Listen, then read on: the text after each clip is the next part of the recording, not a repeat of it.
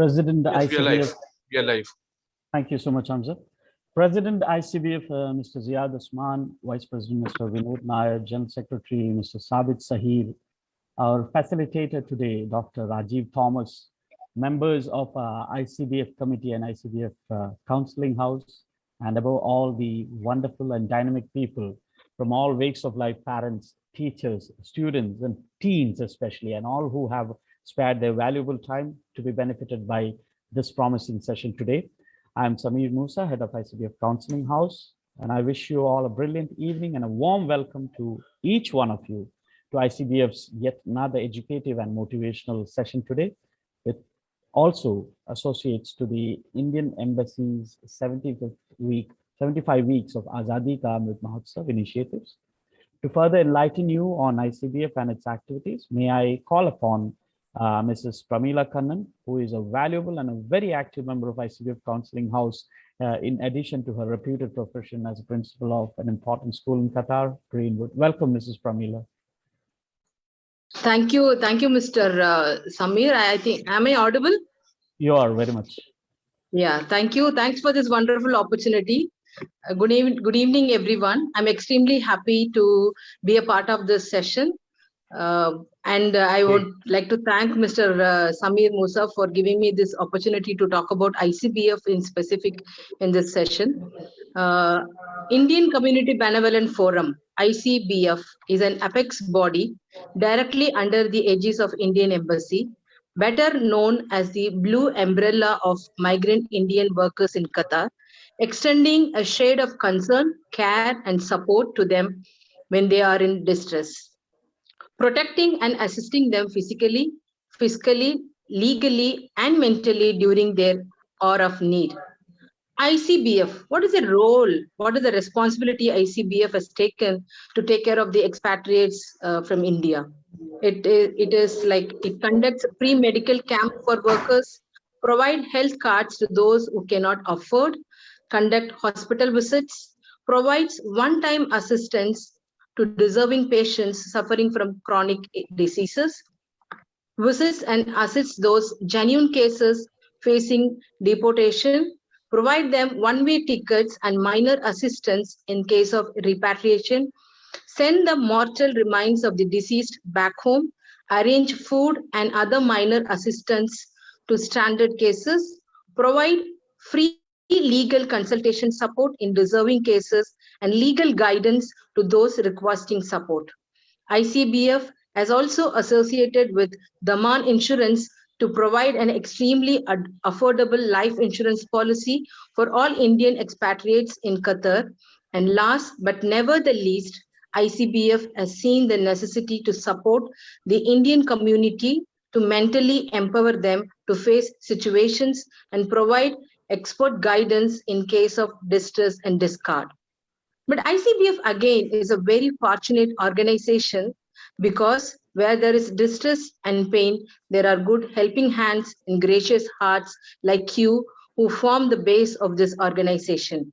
Following are some of ICBF's staunch support and sponsors this term, and more hearty individuals or entities are welcome to join.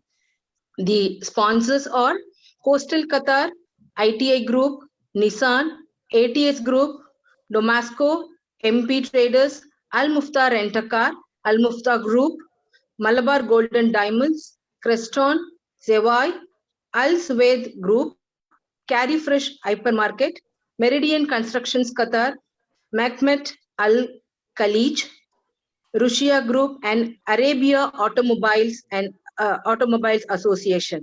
We appeal to you once again to make this umbrella stand strong against all odd winds by becoming our lifetime member. The lifetime membership fee for each person can add to our strength. The ICBF membership forms are available at the ICBF office, at the embassy premises, or at Indian Integrated Community Center, or at ICBF counters at ICC, or the easiest way will be to print out from the ICBF web page. We appeal to you as is the motto and intent to our eternity, and extend every capable helping hand to our Indian brothers and sisters in need. Our 24/7 ICBF help desk contact numbers are 7786 7794, 333 365, 4467 0060. We are ready to help you at any time, those who are in need. And now it's a time for me to introduce the counseling house. May I now request the ICBF Counseling House IT, Mr. Hamza Safar. Over to you, sir. Please welcome. Thank you, Pramila. So it's my job to introduce the ICBF Counseling House. ICBF, ICBF is under the aegis of Indian Embassy in Qatar, and is an organization committed to the welfare and development of Indian expatriate community in Qatar by every means and methods possible. ICBF Counseling House is an entity initiated by ICBF since 2018 with a vision of attaining a distress-free and healthy community for all, including the huge expatriate community, through its incessant work and appropriate topics. It has become a prominent source of mental and psychological support. And a psychological support, empowering the Indian community in Qatar to face the challenges positively. The counseling house consists of professionals, qualified, experienced, and certified, along with appropriate administrative and technical support provided earlier, and relevant, appropriate, and timely online and awareness sessions. Following a few sessions we conducted recently, these sessions are conducted through Zoom platform on a monthly basis and addressed by experts from counseling house or renowned qualified persons with expertise in various walks of life.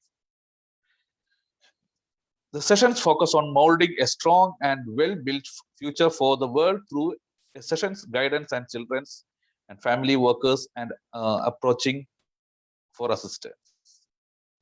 The situation faced by schools and the solutions they adopted, concerns faced by parents generally, in particular during the times when children and parents are confined to homes, learning disorders, and relevant children with special needs, community stigmas, COVID clarifications, workers, mental health concerns, organizational health concerns, parents and parenting, and other topics encompassing positivity.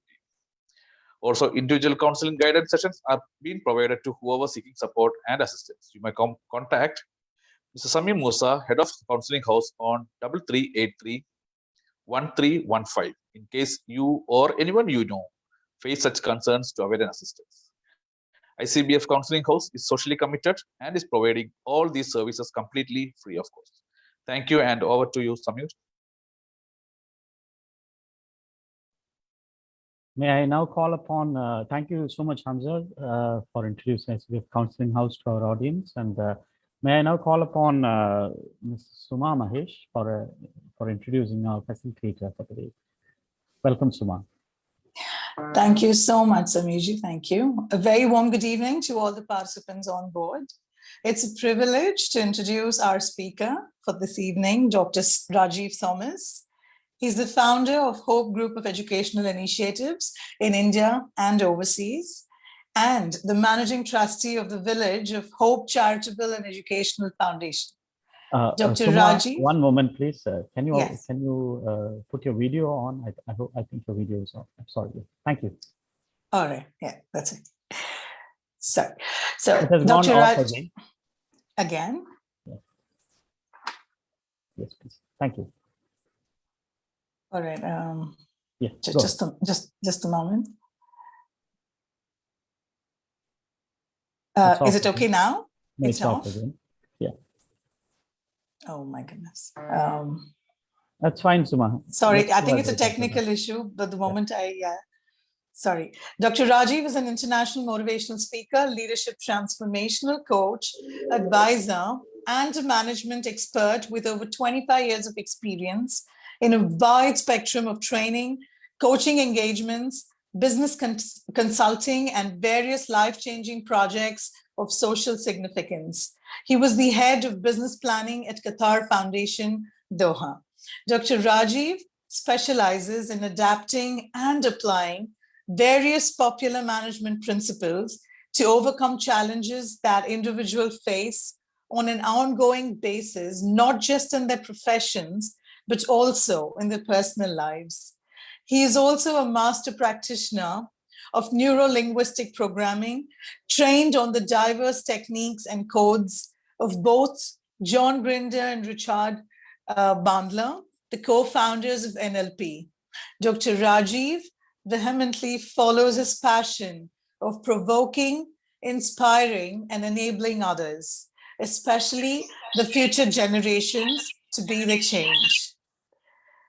Thank you so much, Samir. I would like to hand it over to you. Thank you, Suma. That was the introduction of our facilitator today, Dr. Rajeev Thomas. I welcome Dr. Rajeev for taking over this session from us today.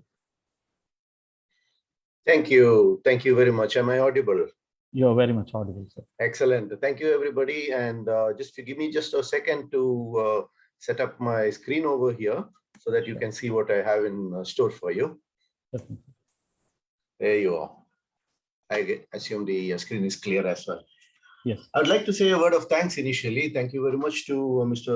Ziad Usman and Mr. Samir and the rest of the team of ICBF for giving me this opportunity and inviting me to speak to the audiences that are gathered out over here today. We have about 75 of you watching this show at this moment. And thank you very much for the introduction.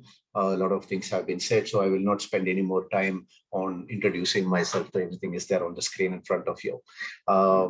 What I would like to do is to understand my audience a little bit more so that I can make sure that what I'm going to talk to you today is more relevant to you, and I can use examples and stories related to your age groups. So what I would like to ask of you is please use your chat screens now and give me your ages.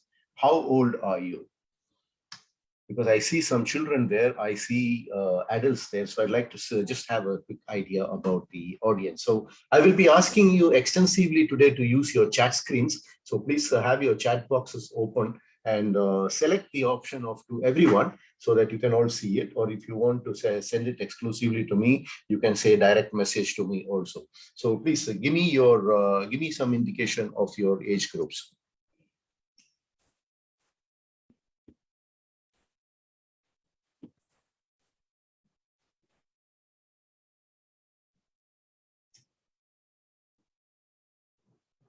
Yes, we don't need your age names, just your ages. I just want to know what kind of audience I have over here so that I can make it customized for you. We have 14, 33, 67, 45, 12, 9. Let's see more. Come on. We have more people there. 12, 14, 34, 33, 10, 39, 37. Excellent. So we have a mix of adults and children over here. 55, 11 years, 15 years, 10 years. Wonderful. Right. So I get an idea about the audience now. We have both children as well as adults. I was expecting more parents to be here, but we see a mix of children as well. So I'll try to make it as... Doctor, yes? It ranges from 5 to 55, if you can see. That's the total. Yes, exactly. So I would like to see, even if I break up the audience now, I see almost 50% children and 50% adults. So I'll use examples that are relevant to both parties so that, it will not be boring for anyone. And there is a saying that if you can make it interesting for the children, you made it interesting for everybody. So I'll try to adapt that in my message today. Wonderful. Just give me one more second. I'm just opening up the screen over here that has the chats on it. All right. So if I were to tell you today, okay, that the parents are setting up their children for failure, some of you will disagree with me, and some of you may actually argue with me, right? Because nobody likes to say that we are setting up our children for failure. But what I assure you is that if you stay until the end of this presentation, and I'm sure that you will all agree with me. And so welcome to this session once again. And I just like to add to my introduction to say that, I do extensively activities in different parts of the world. And thanks to the Zoom platform, we now have the option for everybody to connect irrespective of geographical situations or locations that you are in. So we'll make full advantage of this, and I try to reach out to people wherever possible, right? So welcome to this program once again. And wherever you have a question, or if you have something in your mind, please feel free to note it down. Because at the end of the session, we'll also have a question and answer program. There's a Q&A session where I'll be taking questions from you directly, and then I will also try to answer some of them, because my job today is to actually shake you up. As they were introducing earlier, there's a lot of things that are happening in our life these days, and it would be great for us to think about some of these issues and see how we are responding to some of these situations and take it forward. I'd like to look at your screen at present and tell me in the chat box, what do you see over there?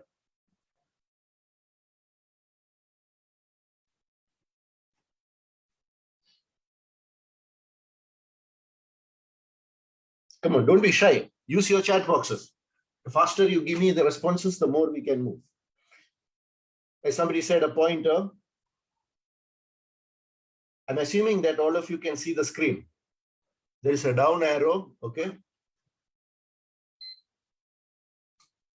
By screen with a black mark, arrow. Girl is thinking, a small black arrow kind of thing, white screen with a black arrow, okay? What is? A face, somebody sees a dot, somebody sees a black dot, a black mark, a girl, black mark. All right, so actually, all I have put over there is a white screen with a black mark in the middle. Okay, you see how our mind has the ability to associate various things with it. Some of you saw arrows, some of you saw a girl thinking, some of you saw both the white as well as the black. Some of you saw only the black dot, some of you saw only the white. So you have, oh, somebody has seen a rose as well. Excellent. So you see the creative ability of our brain to take us in any direction as we want. I will come back to the relevance of this in a few minutes from now. I'll put another image on the screen. What do you see now? Let's use your chat boxes. What do you see on the screen now?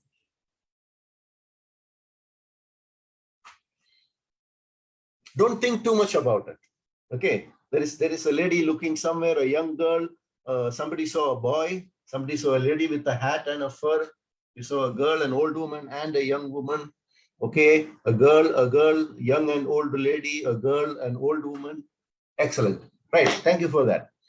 So in reality, in this image, it's an optical illusion image, which has both a face of an old lady who's looking down and the face of a young girl who's actually turning away from the image and looking somewhere else.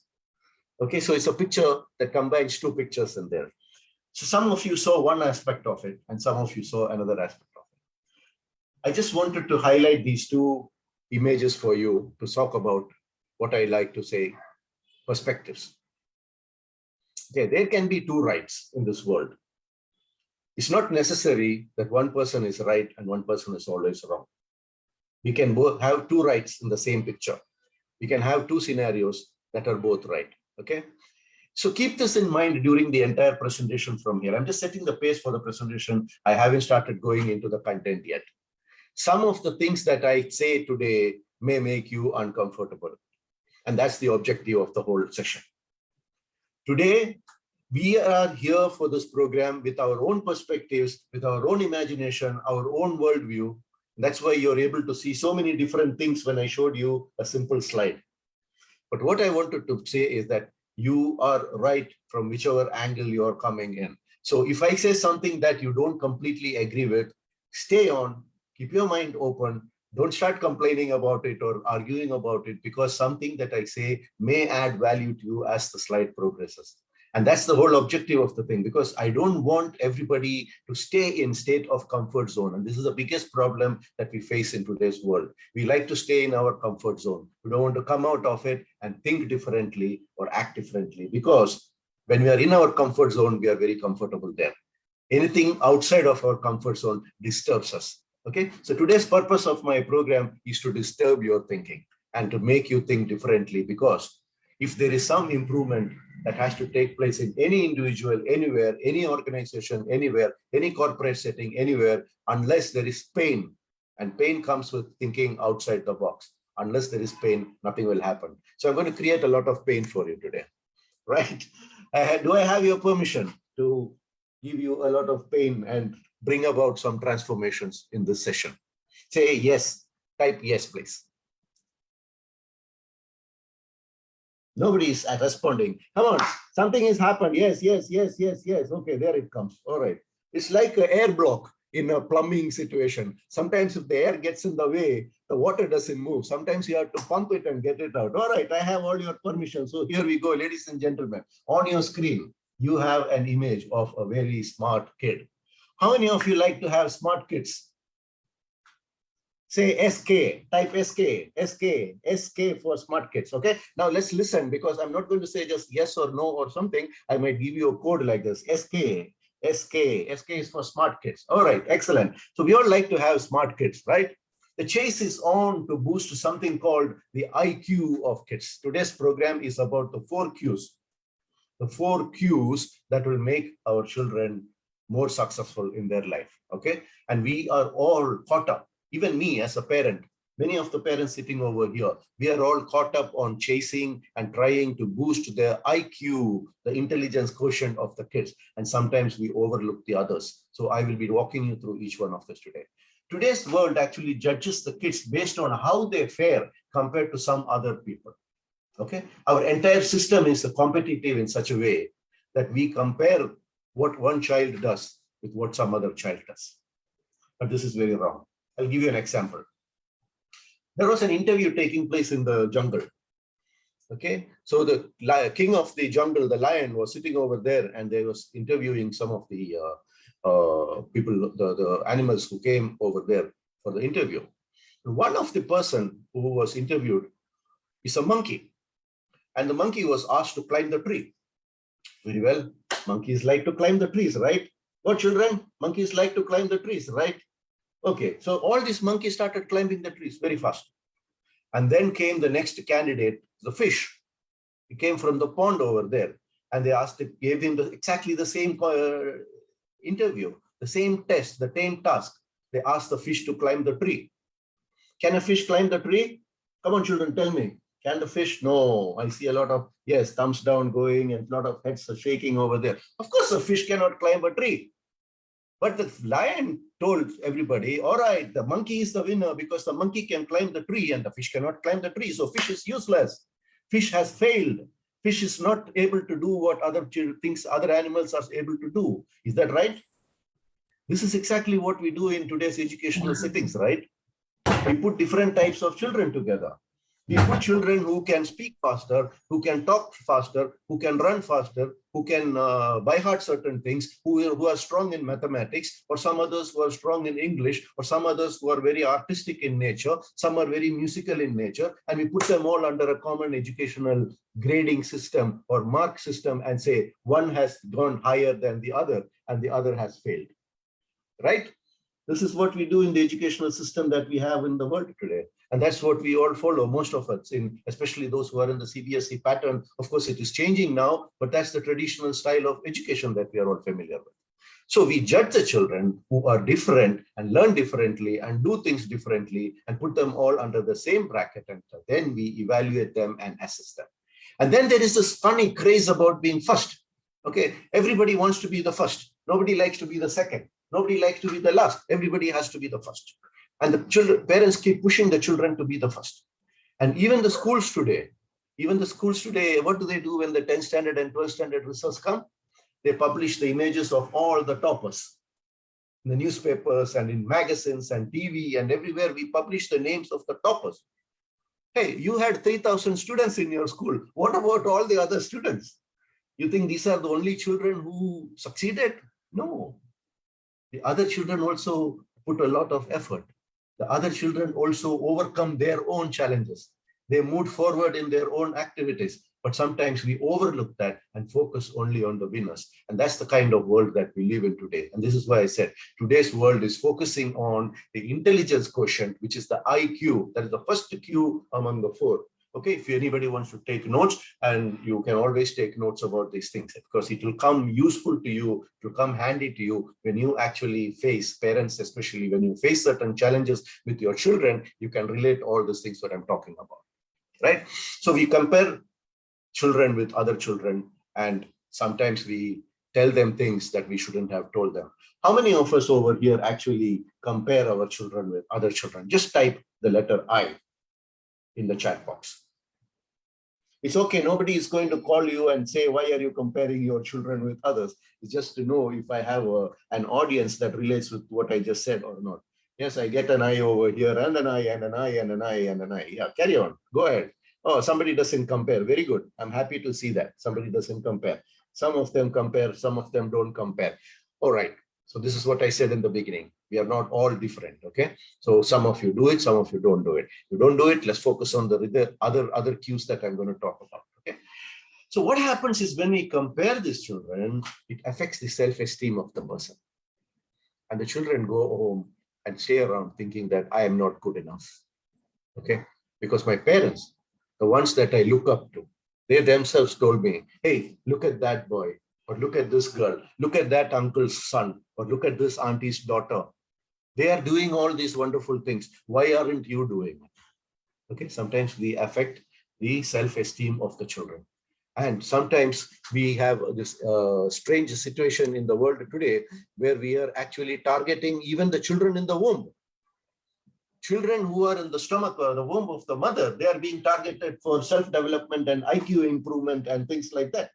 We start playing music to them. We start reading stories to them. We start putting audio machines around your stomach so that the children can hear when they are inside, as if the world is not tough enough for them. Once they come out, we want to trouble them even when they are inside the stomach. Okay, and we do this because we want the child to be very smart. The minute he comes out, he should be able to do things that children are doing in 3 years from now. What's the hurry? What is the hurry? All right. So we have workshops today for infants on science and technology. Children who are 3 years and 4 years are put on science and technology workshops. We have children who are in 6 years, 7-year-old who are being sent to do coding. You know, they want to develop their apps and they want to develop. Give them time to be children. Why are we pushing the children at such an early, young age to do those things which they could always do later on in life? You know? And we have centers who are promising things. We have educational centers who make money out of such requirements of the parents who are desperate to have more intelligent children and run after the IQs. There is a pressure for greater results, the pressure all around these children. So today's children live in a world of pressure around them. Unlike many of the parents who are sitting over here, when you were growing up as children, the environment was a lot different. You know, you had time to play, you had time to do your own stuff, but today there's pressure all around. School, there is tuition, there is home, there is peer pressure, even in school, in colleges, wherever the child may be. I'm not talking only about very young children. It could be any child. And one thing that we must all remember is that many of us never use all the things that we learned in school when we actually go out over there in life. Okay. So how many of you agree with what I say? That we don't actually use everything that we learned in school, the Pythagoras theorem, the third law of motion, all those mathematical equations, which I could never by heart in my life, all those chemistry formulas, do we ever use them in our life except if we are in that specific field? If you are a general person, on an average, do we ever use it? Just let me know how many of you actually use it. Some say they agree, some raise their hand, some say I, so they say it's so true. So yes, I connect with you. I mean, I'm a parent myself. I have 3 children, so I know what I'm talking about. So, and I've gone through all this. I've gone through trouble in school, but I know that I went through trouble in school for nothing. Okay, so I'm not saying that it's not important to teach these children. Don't get me wrong at all. But we do not be judging our children and marking them and putting them in certain buckets saying you're successful or not successful just because they're not able to by heart some of these things. There's lots more other things that they should be prepared for, which I'll be covering in a few minutes from now. Okay, so not everybody follows a career based on the subjects in 11th or 12th standard, because we believe that if you take some certain subjects in 11th and 12th, that's what is going to determine your career. Not always. Okay, so but while we focus on this IQ, which is the first Q, which I mentioned, we are losing out on a lot of other elements in the life. So I'll talk to you briefly about the second Q as well. The second Q I would like to talk to you about is the EQ, which is the emotional quotient of the child. We all want emotionally balanced children. We want emotionally balanced children who are at peace with oneself and with others. So being emotionally balanced is our ability to control our emotions, either be very happy, be sad, angry. We have children today who are very sad. We have children today who are very angry. They are very agitated. Why is all this happening? Because they are not able to manage their emotions in a very good manner. And today, because of this, even adults, I'm not talking only about children here, even in teenagers or in young adults or in senior citizens or in elder adults, you look at that, you will find people who have trouble with balancing their emotional quotient, EQ, that I'm talking about. And so there's a lot of life coaches, transformation experts, and all of them have come up. They say, okay, we will help you to do this, and we will bring you out of this, and we'll bring about a transformation. Created a whole new industry out of that. Okay, talking about things about how can I become more emotionally intelligent and balance my own happiness and sadness, because you don't want to be always laughing and walking around, ha ha ha ha ha. Somebody will think you're mad. Okay, but at the same time, you can't be sad all the time. Doesn't matter, whatever good things are happening around you, you only worry about what you don't have. That is where you are emotionally affected and you're not able to balance things in life. Okay, but why is this happening today to our children? Because we don't teach these children the natural way on how to be balanced in their lives when it comes to emotions. And it should actually happen as examples should come from within the family itself. The parents should be leading by examples. So the question I would have is, for some children come to, or when children are brought to me to talk to them, to help them with the balancing of their emotions, something I'm asked about is, maybe do you have a parent in the family who's always agitated? Maybe there is somebody who's always shouting. Maybe somebody who's always sad. They don't have even time to talk to their children. They don't even want to sit with them. They don't want to listen to them. So how do you expect this child to be happy? How do you expect this child to be able to relate to you? How do you expect emotional balance in that child if we can't lead by example? A lot of people are under stress today. There's a small simple technique that I can tell you, which is called as a 6 seconds rule, which you can use when you actually are pressed with the certain emotions that come to you, say especially the negative emotions like sadness or anger. If you feel like shouting at somebody, okay, take 6 seconds. It's called a 6 seconds rule. There's lots you can read about the 6 seconds rule if you search for it on the internet. Simply put, it says just pause 6 seconds before you respond to the stimulus. Okay, somebody came shouting at you, somebody came yelling at you, somebody created a situation that you're not very happy about. Before you fight back, before you shout back, the first response in our mind is to react. Okay, there's a difference between reacting and responding. Okay, so the first thing that we try to do is we react to the situation. Somebody shouted at us, we shout back at them. Instead of that, pause for 6 seconds. Let them shout, no problem.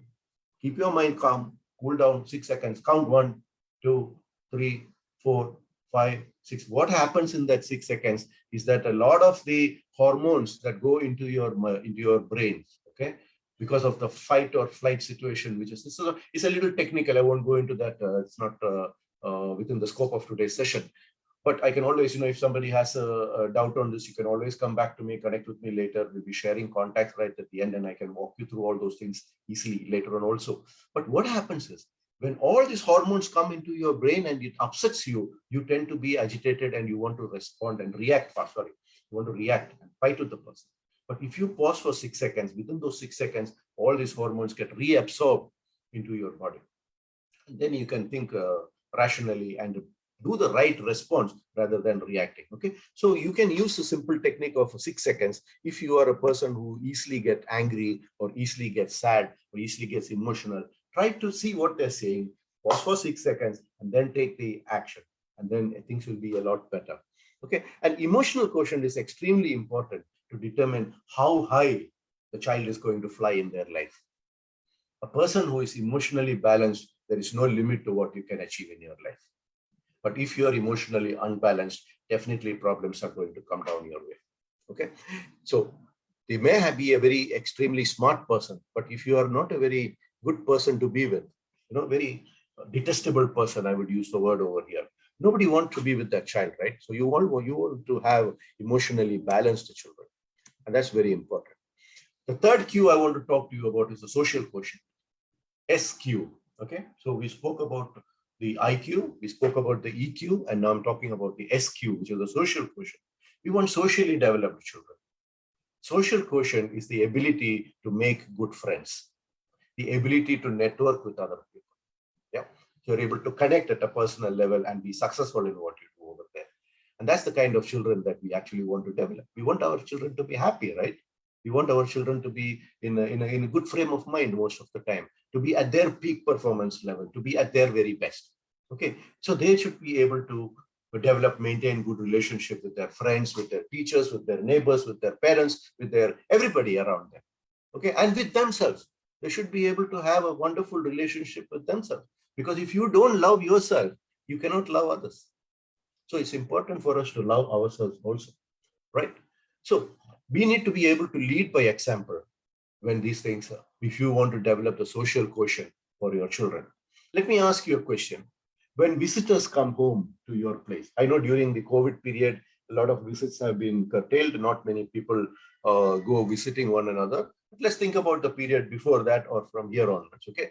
When you have a group of visitors coming home, very often, and I've experienced this myself, some cases may be different in some of your houses, the children don't interact with the visitors. They are either stuck in their own activities. They may be sitting with their mobile phones or watching a TV program or watching something else on their, or doing their homework or whatever it may be. They do not interact with the people who came to the house. Sometimes you see elders coming into the house. How many of you have children who actually stand up and welcome them into their house? Okay, not many people these days. Some of the children are sitting there. Maybe you guys get up and go and welcome the visitor in, and the children sit over there and say, "Hi, uncle," or some of them don't even say hi, uncle. They just go on doing their stuff. Okay, so these are areas where we can develop the social quotient in the children by telling them once the visitor goes, or even when the visitor is there, hey, get up and say good morning to uncle. So you're teaching them at a very early stage in the right situation. You don't have to wait for some other time. At that situation, telling them what is the right way to do this thing. What is the right way to respond at that time? How is the right way to build that relationship with the visitors who just came to your own house? Okay, we all come from this background where we say Aditi Devo Bhava, right? So teach it to the children. If you have it in you, and if you're not passing it on to the children, how do you expect your children to be socially balanced? So we need to be able to demonstrate to them how to handle such situations. Somebody comes home, elders come home, children come home. How do we do with them? How do we talk to them? How do we get away from distractions? Keep this damn thing away for some time, and then talk to the person who's there. Connect with them at a personal level, eye-to-eye relationship, verbal communication, not just a social texting and messaging. No, there is something called verbal communication. There is something called physical relationship between the person who came to your house and you. So these are things that we can lead by example as a parent to show the children. Okay. Now I have a question to the children who are watching over here. Okay. So if they don't get too bored and they get disconnected. Hey, children, how many of you actually get up and welcome guests when they come to your house? Type I. I. Very good. I have a group of very nice children over here. Excellent. Excellent. You must do that. Okay. So even if your parents are busy and they're talking, you should also participate in the discussion. Listen to what they're talking, because some of the things they talk may contain information that you can use later on in your life. Okay. You understand more about the people who came there. Very good. Very good. I'm happy to see that most of you are in that age group over here. I don't see too many teenagers. I see a lot of very younger children over here, but go beyond the 15 level, go up to the 18 age group. It's going to be very difficult to find some of these people responding to visitors. I mean, I'm just taking one example. Okay, visitors is not the only example you can have for a socially quotient balanced children, but this is just one example. I have another question for you. This one is for the parents. Do you actually have something called a family dinner time in your house? And when I say family dinner time, you're all sitting together. I mean, you're all busy people, okay? Morning, everybody's busy to go to work. Children are busy to go to school. Thanks to COVID, most of us were stuck at home, but now things are changing. People are started to move out, okay? So do you all rush away in the morning? Afternoon, you're stuck somewhere. You're either in your office, your spouse is somewhere else, and the children are in their school, so you don't get time to sit together and have a meal. But at least for dinner time, except of course, if you're on night shift, that's a different story. But I'm talking about the others. Do you sit down together and have at least one meal as a family together, and no gadgets at that time? The TV is not running, the serial is not playing, the music is not playing in the background, my mobile phone is not in my hand, I'm not checking messages from my boss or from my neighbor or from my groups or whatever. Total family time. Let me know. Let me know. Somebody said, yes, sir, every day. Yes, yes, every day we sit together. And I'm talking, please listen carefully to my conditions. No gadgets, no TV, no music, no distractions. 100% quality time. Okay, this is very important in our life. If you're doing it, well and good, you're on the right path. If you're not doing it, create it from today. You still have time before you have dinner. I'm in India today, so now it's around 10:30 over here. My dinner time is gone. But for you guys who are still yet to have dinner today, please sit and talk and have a real quality time with your children and your spouse around that dining table today. Without your gadgets, without your TV. It doesn't matter if you missed one serial, one episode of a serial, it doesn't matter. The world will not change. You did not respond to one of those messages that came in this phone, nothing will happen. Nothing will happen. Nobody's waiting for that message. And if that sound comes to you, ding, and you're pressurized to go and look at it, you must know that you have become an addict to this thing. Keep it aside. Nothing is going to happen for that half an hour, for that 20 minutes when you're having a quality time with your family. Well, I just wanted to let you know that I live in an area where we have a lot of dogs in houses. So if you hear an occasional barking, please excuse me. I cannot do anything about it because there is no way I can go and stop those dogs from barking. So please excuse that. I will continue with the session. Okay, so please have such kind of interactions where you are developing the social skills in your children. Today, many parents bring the children to me and say, sir, my child doesn't talk enough. Okay. So when I listen to them, I understand that there is no conversation happening in the house. The moment you come back from your work, the father is busy with his own things. He has to clear a lot of stuff, either work related or personal related, social media related. Mother is busy with cooking and cleaning, or maybe her own work, her own office activities, her own social media activities. Children are busy with their homework. They're busy with their assignments, their tuition, they're running around between classes, and then their social media, their friends, their everything. So everybody lives in their own silos within the same family, that there is nothing happening between these silos.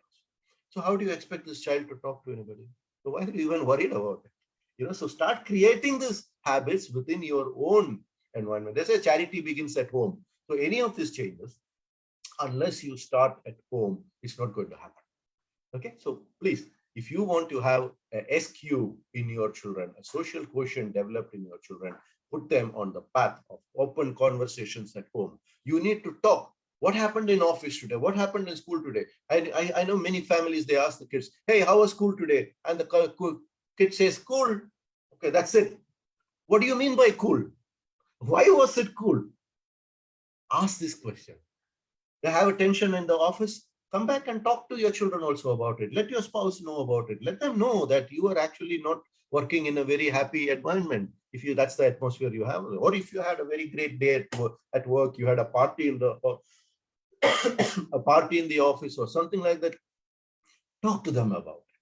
So they know what happens outside the four boundaries of their walls within the house, and see what the world is like.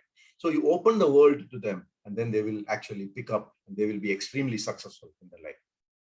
You should ask the question to yourself, do your child feel confident to come and discuss with you if they actually have some problems? It could be a personal issue, it could be a school-related issue, it could be a boyfriend-girlfriend issue, it could be whatever it is. Are they confident enough to come and talk to you about it? If they are not, then something needs to be done about it. Because if you don't build those relationships, I will tell you very shortly about adversities, and then you know what can happen to these children who have no place to vent their feeling. It's like a pressure cooker. The pressure is building inside, okay? And the weight on top is actually, if it doesn't work and let the pressure out, you know, if you don't let that pressure out, what will happen to the pressure cooker? It will burst in your face, okay? So that's going to happen. So you need to be able to open up the world for children to be able to be socially balanced. And sometimes in cases, you know, like when I interact with some of the children who are youngsters, teenagers, young adults who are brought to me, they don't talk at home, but when they sit with me for 10, 15 minutes, they talk. And these parents who are telling me that these children never say anything, they are saying hours and hours of stories to me, to a total stranger. So, you know, if they are willing to open to a total stranger and open up somewhere else, it means that you have blocked it up somewhere at home. So we need to be able to work around that. Okay, I've taken too much time on that. I will move on. I'm sorry. I mean, I hope, I have a feeling I might overdo the timing a little bit because I went a little deep into some of the slides. I wanted to make it connected with you. So even if it doesn't finish by 8 o'clock, we'll still try to finish it as soon as possible after that. So please stay on, because there's going to be lots more stuff coming up. Right. So research has proven, okay, that EQ and SQ will determine how high you fly. So research has proven that those with the higher emotional quotient and social quotient go higher in life, right? And this is research proven. And then those with just high IQ. So if we are putting all our effort into developing the IQ of the children, that's what the big mistake that many people are doing. Many people around the world, okay, especially in our parts of the world, in this Asian subcontinent, in India, and the Indians who are in other parts of the world, they focus a lot on IQ. IQ is important. I'm not saying IQ is not important. Please don't get me wrong. Especially the members of the school who might be attending this program, they will stop inviting me to talk to their students anymore. They say, you're going to tell our children it's not important to study. No, I'm not saying it's not important to study. What I'm saying is studying is not everything. There is a lot more beyond that, okay?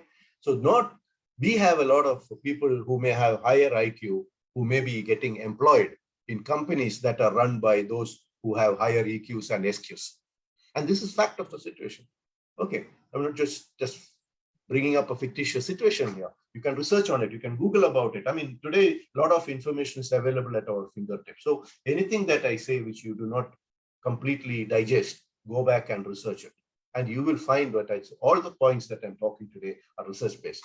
Okay, so those who are having high IQ could end up in companies that are owned by people with EQs and higher EQ and higher SQ. And today, in many corporate environment, people, when you sit for an interview with a potential candidate, they are looking for candidates with high EQ and SQ and not necessarily high IQ. I myself, I recruited a lot of people in my career of 25 years. And we don't look for people who are just having academic skills. We want social skills. We want emotional skills. We want to put all this together. And that's what makes a successful person. So that's what today's world is looking for. So make sure that your children have EQ and SQ and IQ. And a lot of things, as I mentioned earlier, that we studied in school are not always used in our life.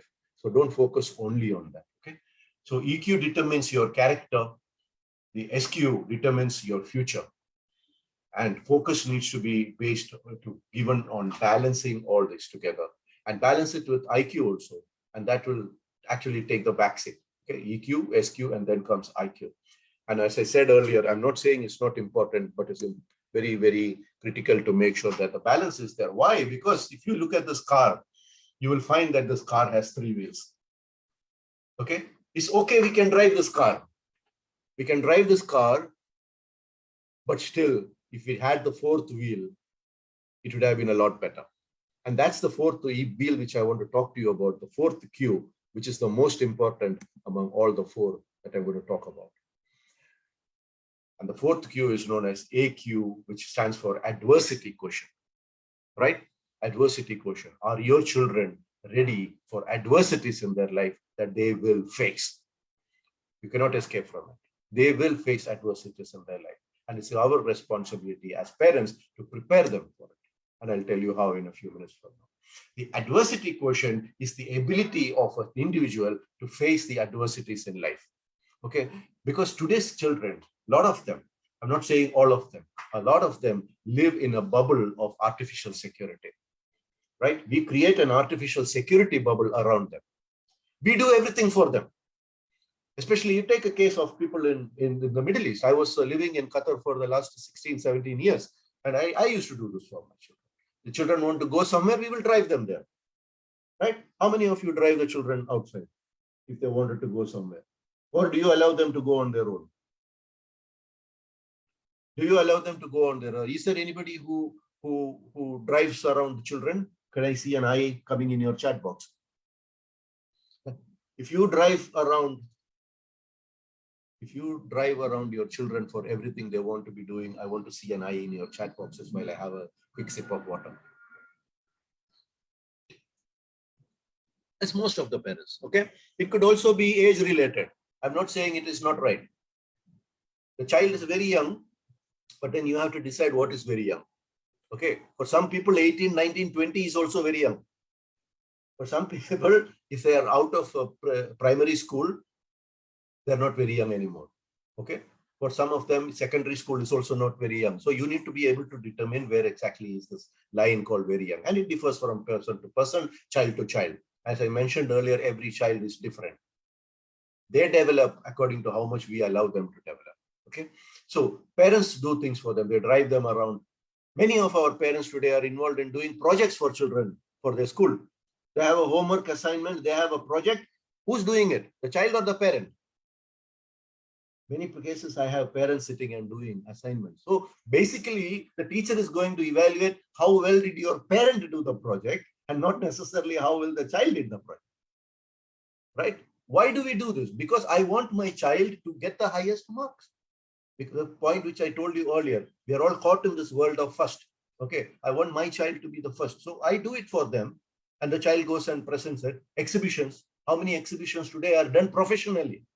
We have companies doing these exhibition projects for children these days, not themselves. They don't do it anymore. In my time, I had to do my own exhibition and projects before I present it for to the school. But today we have professionals handling these things because of this need to be the best, right?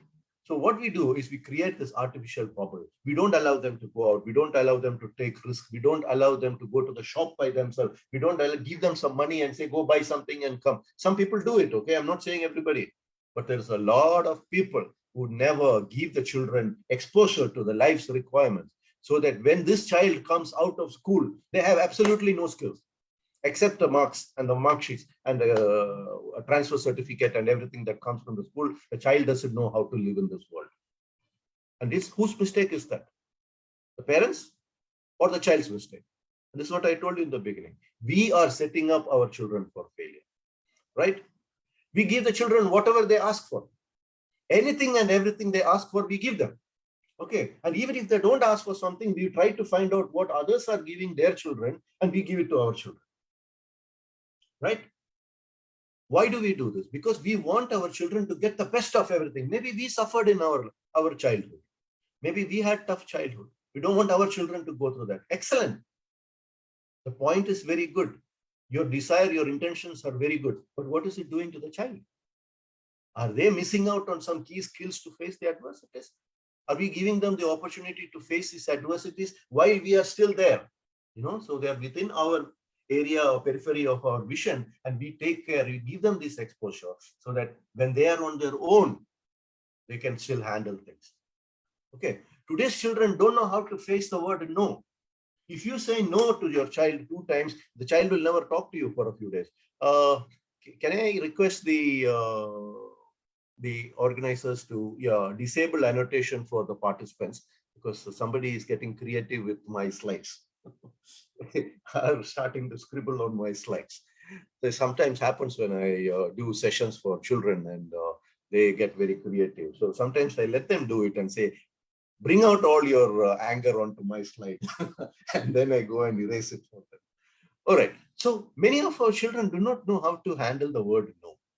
The moment you say no to them, sometimes you have children going hysterical. Sometimes they go into a silent zone where they stay for many days. They don't talk to you, right? Some of the children use this against the parents also. not because they want to, but they know that that is the only way they can get back at you. So they don't know how to face the word no. They don't know how to handle rejection. Okay. If somebody didn't give them what they wanted, they don't know how to handle it because they are used to getting everything that they wanted.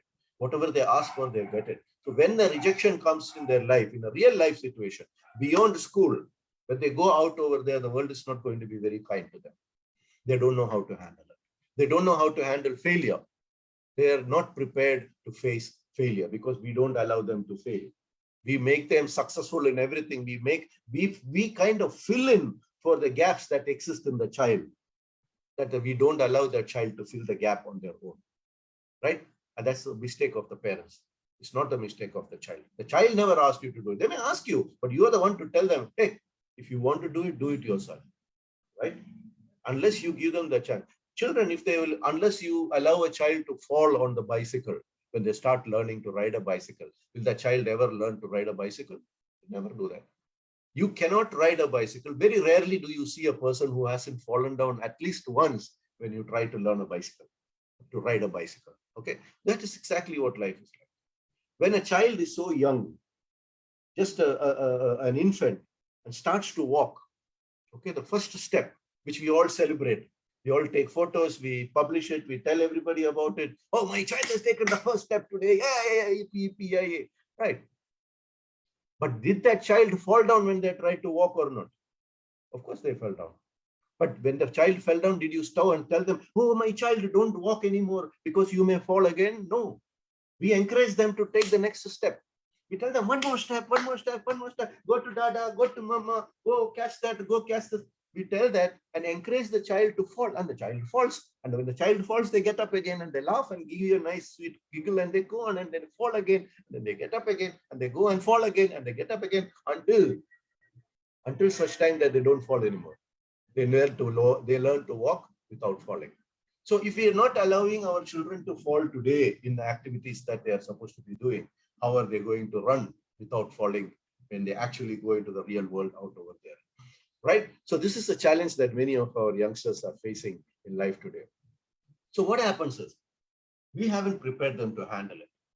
So sometimes they don't get the girl they wanted in their life. They go and stab her or throw acid in her face. These things are happening in India, in other parts of the world also.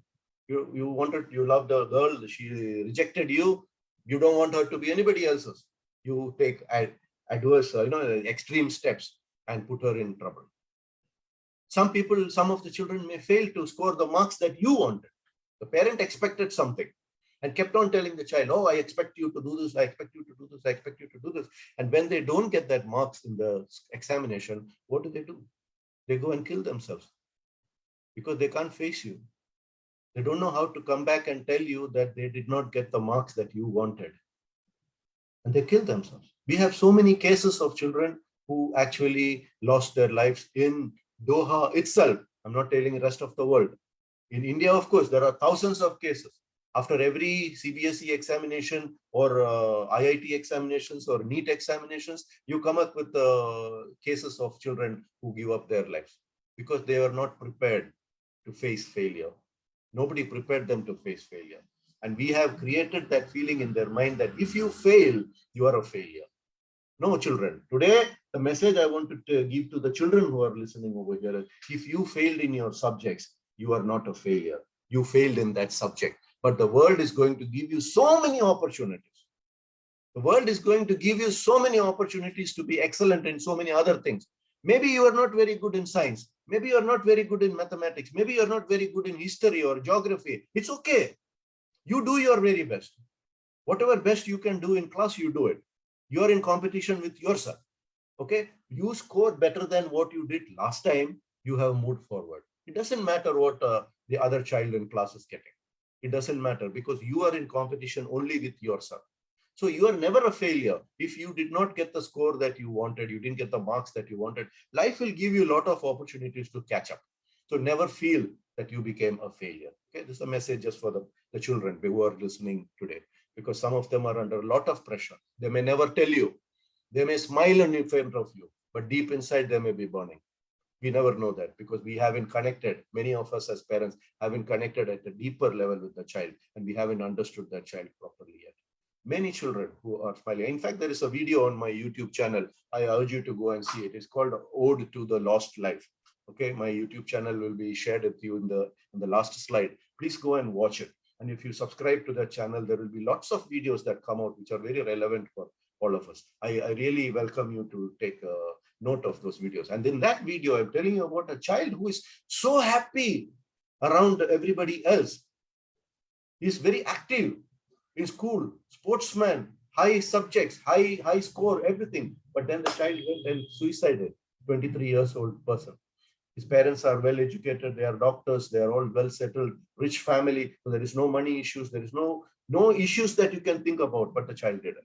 So we never know what is actually going through the mind of some of our children. So we don't want them to have that kind of trouble in their life. We want to prepare them to handle it. And that's why I stress on the fourth Q, which is the adversity quotient, which is very important for us. They may not get the job they wanted. They may not get the girl they wanted. They may not get success in financial success in their life. It's okay, but you teach them how to handle those situations. And that is very important. And we have many cases. I had a lot of examples over here, which I'm going to skip now on adversity quotient for want of time. Okay, so there are many cases where these things can happen. And we should never have a situation where, because we didn't prepare the child, something very bad happened in life. And we don't want that to happen. Right? We all know. But let me ask you a question. Anyway, I think this is something that is good to ask. How many of you actually drive? Can you just type D in the chat box? And this question is for parents, of course. Children don't drive. Yeah. So for the parents, how many of you drive? Can you type it in there, please, in your chat boxes? You can just put D. Yeah. You don't have to type sentences. I, D, D, D, D. Yeah, fine. So how many of you actually had a first accident at least in your life? Or, yeah. Drive a car, yes, I'm talking about driving a car. How many of you drive a car? And how many of you have had a first accident at least? You can just type I. If you've had a first accident, you can type I. Yes, most of us have had a first accident, right? So what is the feeling in that first accident? Just I would like you to remember, okay, you parents, this is an exercise for the parents. Just remember the first accident that you had. All of a sudden you started, palpitating and your heart is beating very fast and sometimes you are nervous. You don't know what to do. You start calling people up to inform them something happened. You're scared, you're fearful. But if you had a second accident and a third accident and a fourth accident, and in Doha it's very common, somebody come and hit you from behind, bump you. Even if you slow down a little, one of those Land Cruisers running behind you might come and bump you from behind. Or maybe you're watching something and you went and hit somebody who was driving in front of you. So a lot of accidents, petty accidents, small accidents happen in places like Doha or other places also. Even in India, we have a lot of accidents. Okay. So the first accident, the first time you make a mistake or the first time you have a problem, the situation or the sensations around you in your body are very different. But the second time it happens and third time it happens, you're already familiar with those situations. And the feeling, the sensation and the feelings that come with it.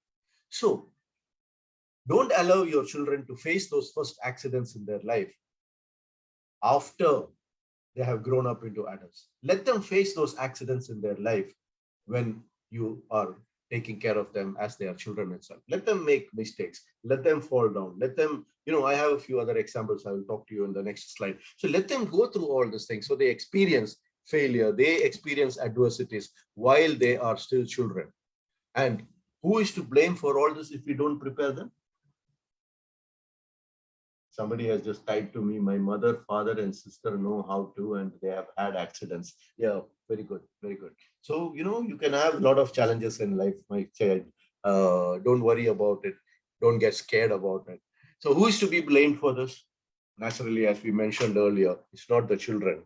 So because the parents did not teach them and expose them to how to handle failures in life, they are going to have challenges when they actually go out over there. Most of us parents are so caught up in making the roads so smooth for children. It'd be so wonderful driving on a smooth road like that, right?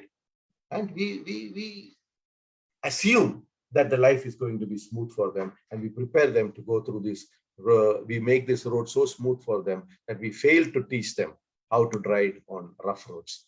But our roads in life are not going to be that smooth. Roads are going to be more or less like the ones that you see on your screen at present. Life's roads are going to be rough. They will not be smooth. There will be potholes and bumps on the way, and there will be surprises that are waiting around every corner. And life can throw you out of gear. Anytime it can throw you out of gear, your axle might break. Okay, the axle is a metaphor I'm using for the balance that you have in life. We never know what the challenge in life that you're going to face. It can throw you out of gear. We never know. Like Corona, where did it come from?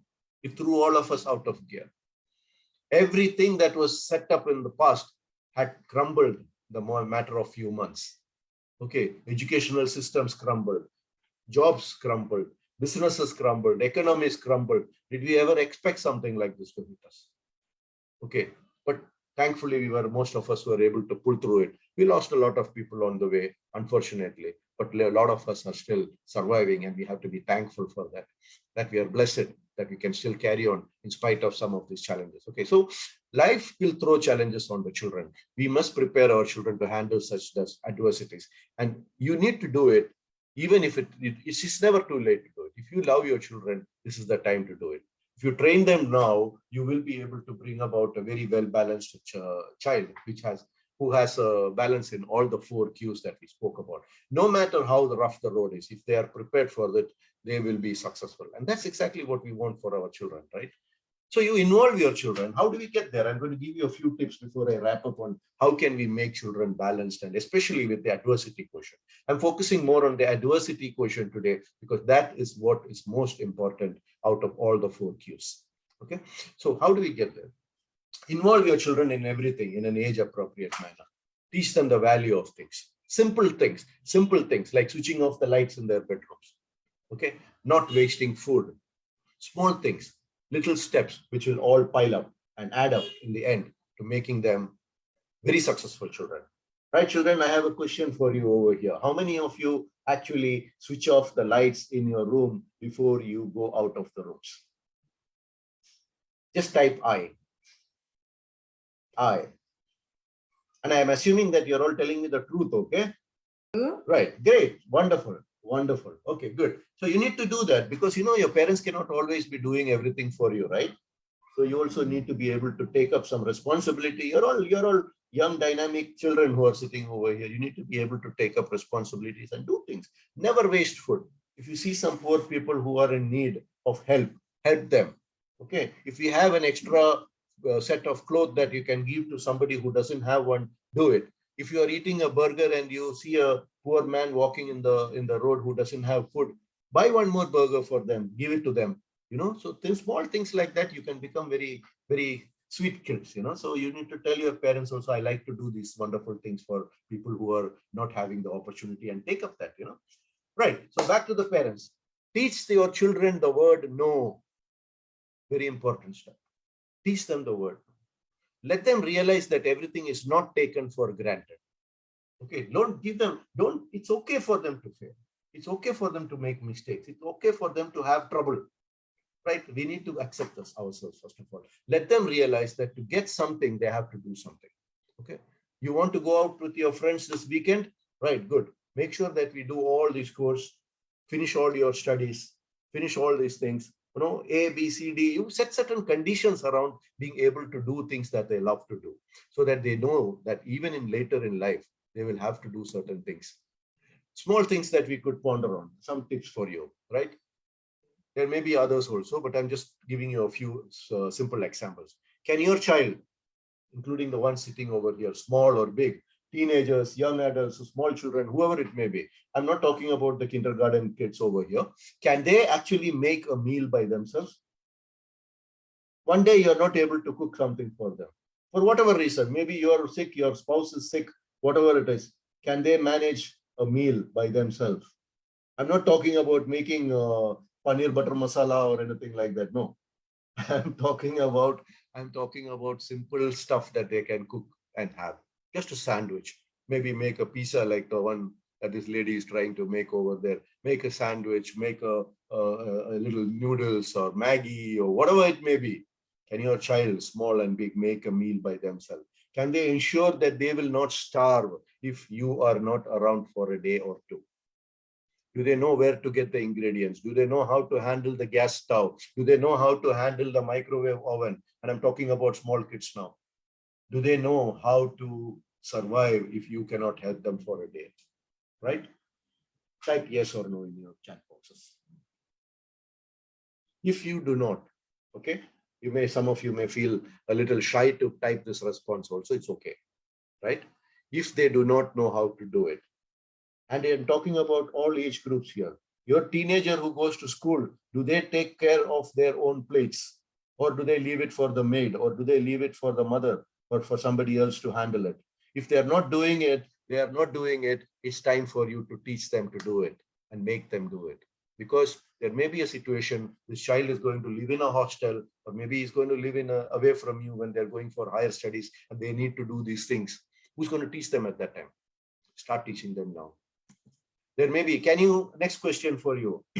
Can your children of any age, and these are important questions, parents, please, take note of them.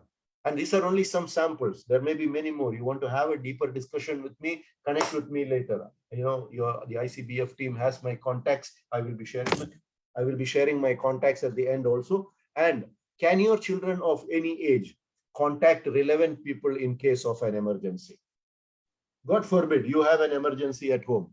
Okay, something happened to you, something happened to your mother, to your spouse, something happened to both of you at home. Can your child contact somebody and tell them that you have a problem at home?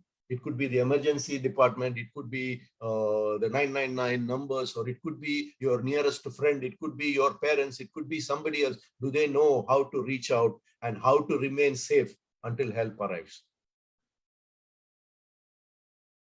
You may say yes, you may say no, but if they do not know, this is time to teach them how to do, what to do, where to do. Will they be able to get into your phone if needed to get a contact number?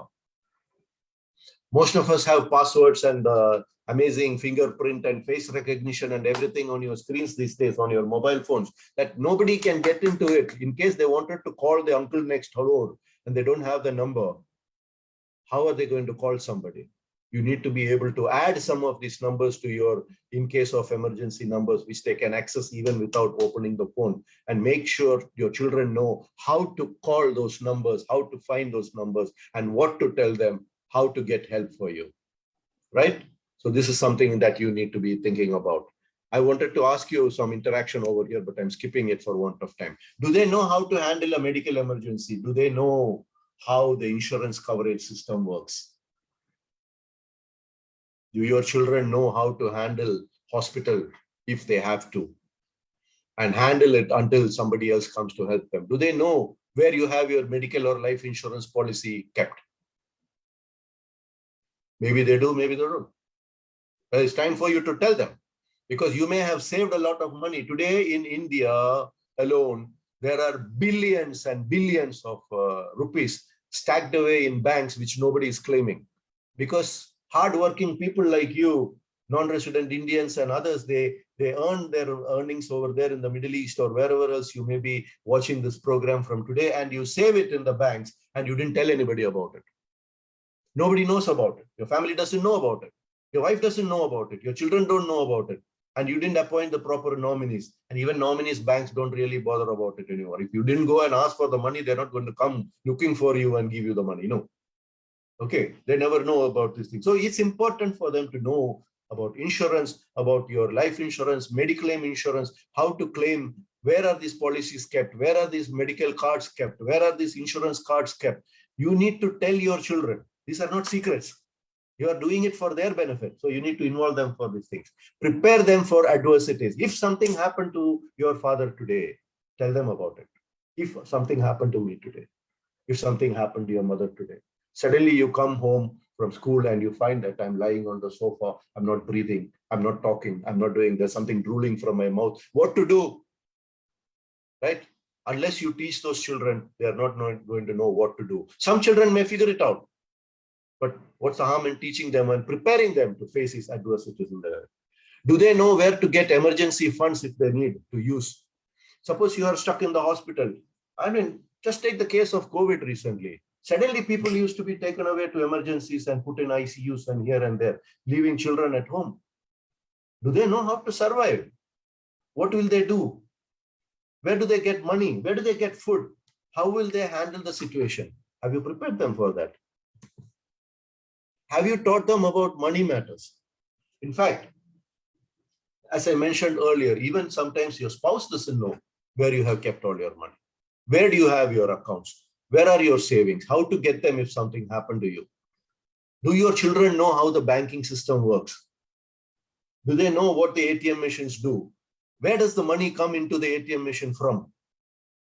Is it just something that you put a card in and then money comes out, or did you have to do something about it before that? How do I get this money if there is an emergency or something? Right? How do they know anything about investments? Where all you have put your money? No, I've invested in real estate, I've invested in mutual funds, I've invested in fixed deposit. Do the children know what is the difference between these things? When are you going to teach them? If they are old enough to manage their things on their own, I'm not talking about kindergartners here. Okay, so beyond that, it's time to start introducing them to money concepts, start talking to them about all this. I'm not telling them, make him start trading in a day's time, no. But I'm telling them they need to be able to know all these things, because in case there is an adversity and they need to learn. And this is how you open up a world of knowledge to them, right? Apart from what they learn in those textbooks, these textbooks which we created many years ago, we are revising periodically, teaching the children things from the past, whereas the world is running away from them. So what is being taught in the IQ requirements in schools today are not preparing the children for the jobs of tomorrow. In fact, we are not even preparing them for the jobs of today. I know this because I come from the industry. So we are not preparing them for what the world needs. So we need to be able to create smarter children, socially active children who know things around the world. They should be street smart, as we say. They should be able to survive in any situation. And we shouldn't be waiting. We shouldn't be waiting because there is nothing called a correct time for anything like that, right? So we need to be able to, one of the ways to implement this and to introduce this to the children is to manage them by consequences. Let them learn the consequences of their action or inaction, right? And they should start from home. So this is something, management by consequences is more or less a management philosophy, and I apply it. And as they introduced me in the beginning, I use a lot of management techniques and principles in common life, in everyday life. Okay, and this is one area where you can apply it. Management by consequences. Let them face the consequences of their action or their inaction. Okay, they did something. If there is a consequence, let them face it. They didn't do something, there's a consequence, let them face it. Right, I'll give you a few examples. How many of you parents have to get up in the morning to make your children get up to go to school on time? You have to go and wake them up. Hey, get up. It's already 6 o'clock. Wake up, the alarm is ringing. There's so much of panic. Yes, me, I know, because I was going through the same thing. I have 3 boys. Okay, we do this. In fact, even today I do this. Some of my kids are in college. Some of my kids are just about to get into college, but still I do it. But why do we do it? Because we are afraid of the consequence of the child not getting up on time. What are the consequences that can happen if that child didn't get up on time? 1, they will not be ready by the time the bus comes or the vehicle has to go, or they will be late for school. 2, they may not have enough time to eat something. So the child will go hungry, right? You want to avoid all this situation. You want to put them in that bubble that I spoke about earlier, where everything is perfect for the child. So what you do, you take the extra effort to wake them up and get them up. I'm not talking about small children here again. I'm not talking about kindergartners. I'm not talking about preschoolers. You may have to induct them into this. But once they are able to handle the alarm is not something to be snoozed and kept and slept. And that applies to adults also, by the way. Some of these things I'm talking are not applicable only to children, even for us. Many of us have the habit of snoozing the alarm and going back to sleep, right? So we need to be able to do this in such a way that they face the consequences of that. So what can happen? They miss the bus, right? Let them miss the bus. Let them not go to school. Let them miss the class. Let them be marked absent. Let them miss the class. Let them have to work on catching up on the notes. Let them have all the difficulties that will be associated with it. Or if they were able to catch the bus, but they had to go hungry, right?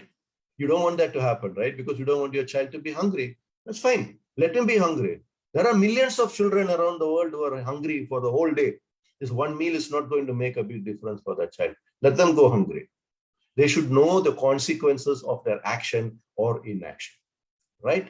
Let them miss the bus. They didn't finish the assignment? Fine. You don't spend your time sitting over there trying to finish their assignment for them so that they will submit it on time, so that they will not look bad in front of the teachers and they will not get low marks in school. Let them not submit the assignment on time. Let them get pulled up in class. Let them get punished. Let them get red mark in their diary. Let them be, nowadays they don't do it, but in my time, they used to make us stand on the bench and make us stand outside the class and all that stuff. Consequences were there for some of our action. Today, the world gives them a very protected one. They didn't iron the uniforms, let them go in crumpled clothes. They didn't help you with the course at home, let them miss their favorite TV programs. You want to ground them? Ground them. And they are always on the phone. This is one of the main complaints that I get from many of the parents. My child is always on the phone. Fine. Who bought them the phone? They bought it themselves or you bought it for them? So if you bought it for them, you have the right to take it away from them, right? Take it away. Until they come to terms that they are willing to accept certain rules within the house. I am allowed my mobile phone at this particular time, not full 24 hours. No. So certain things you can impose on them and give them the consequences, because otherwise the children are never going to learn. Okay. Parents need to remember that the template has changed. And when we try this, we should also remember things are not the same as it used to be when I and you were going to school or when you were going to college. Okay, things have changed. The world has changed. What we had worked, what used to work for us in our childhood may not work for the child in today's world. And don't expect the child to live your unfulfilled desires of the past. This is something that happens in a lot of families today. The father wanted to become an engineer. He could not become an engineer, so he forces his child to go into science stream, math stream, and go into engineering because I couldn't be an engineer. I want you to become an engineer. So I want to fulfill my dream through you. It's nice to expect that. But what if the child doesn't have the competency for that? What if the child is not a mathematics guy? Maybe he's not a science guy. Maybe he's an artist. Maybe he's a commerce guy. Maybe he's a history guy. Maybe he's a geography guy. How is he going to become an engineer? So then you go into a never-ending battle of trying to get that child to do something that you couldn't do in your childhood. So don't expect the child to fulfill certain undesired paths of yours. So sometimes it may work. The child may go perfectly in harmony in that desire and you will be able to achieve it. But if not, don't make it an issue to have a battlefield at home. Okay, and we need to be able to walk our talk. If you are telling your child not to be on the mobile phone all the time, you can't be on the mobile phone all the time, right? So if you are doing something and not expecting, you're doing something exactly opposite to what you're telling your child to do, that is hypocrisy. Don't be hypocrite. Because the children these days are very smart. They're much smarter than us. They have technology, they have access to information, they have a lot of things that we didn't have in our time. They will immediately realize that the father doesn't mean what he's talking about, okay? And that's not going to help. They don't just follow instructions. These children actually need to know why you're asking them to do certain things. So the template has changed. So we need to rewire our approach to ensure that the children are successful. Okay? We need also to open up to new ideas. And their children these days have wonderful ideas also. Sometimes we refuse to listen to what they want to say. Even before they come to tell us something, we have the solution for that problem. And that makes it difficult for them. Okay, so we need to also look at our parenting style, whether we are what we call as a hands-off parent or an involved parent or a helicopter parent. Google it up. You will find a lot of information about this. Okay, this is different ways you can handle children in your houses. Have discussions, open discussions with your children and find out their preferences of the parenting style also. Some children may want you to tell them what to do. Some children may not want you to tell them.